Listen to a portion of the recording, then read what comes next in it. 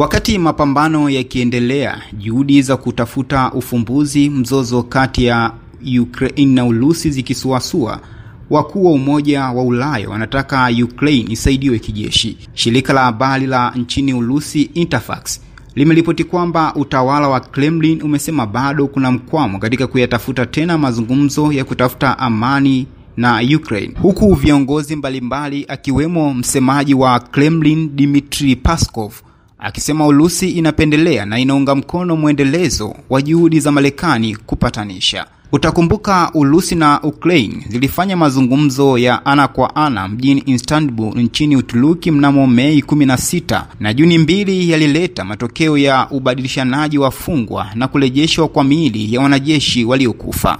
Hata hivyo, nchi hizi mbili maasimu hazijapiga hatua yoyote ya mafanikio katika kufikia mkataba wa makubaliano ya kusitisha mapigano. Lakini haya yakiarifiwa, vikwazo vipya vya Umoja wa Ulaya dhidi ya Urusi vimesitishwa kufuatia upinzani kutoka kwa Slovakia kwa sababu ya mgogoro wa gesi. Vikwazo hivyo havikupata kura zinazotakiwa kuungwa mkono kwa kauli moja baada ya waziri mkuu wa Slovakia Robert Fico kusema hayuko tayari kulizia pendekezo la vikwazo hivyo, akielezea wasiwasi kuhusu uagizaji wa gesi ya Slovakia kutoka nje ya nchi.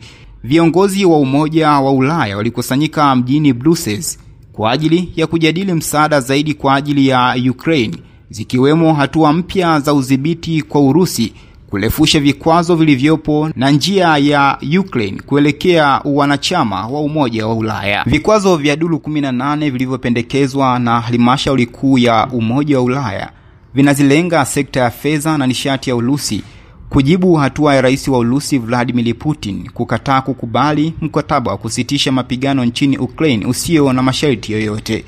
Kabla ya mkutano wa kilele wa Umoja wa Ulaya, Fico tayari alisitisha kutia vikwazo hivyo kwa kutumia kura ya turufu, akihofia athari kutoka kwa mswada mwingine tofauti na nishati.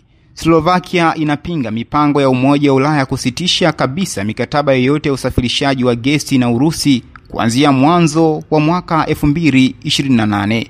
Fico amesema mazungumzo na rais wa kamisheni ya Umoja wa Ulaya kulifuatia ufumbuzi wa swala hilo yalikuwa yana maana yenye tija. Hata hivyo, viongozi hao hawakufanikiwa kupata masuluhisho. Licha ya yoyote, viongozi wa Umoja wa Ulaya wametaka juhudi kubwa zaidi zifanyike kukizi mahitaji muhimu ya kijeshi ya Ukraine na kueleza msimamo wao wa kuliunga mkono ombi la nchi hiyo kutaka kuwa wanachama wa Umoja wa Ulaya. Viongozi hao wamesema ni muhimu kupelekea mifumo zaidi ya ulinzi wa anga na mifumo dhidi ya mashambulizi ya droni na silaha kubwa za kusaidia Ukraine kuwalinda raia wake na himaya yake dhidi ya mashambulizi makali yaliyoimarishwa na Urusi.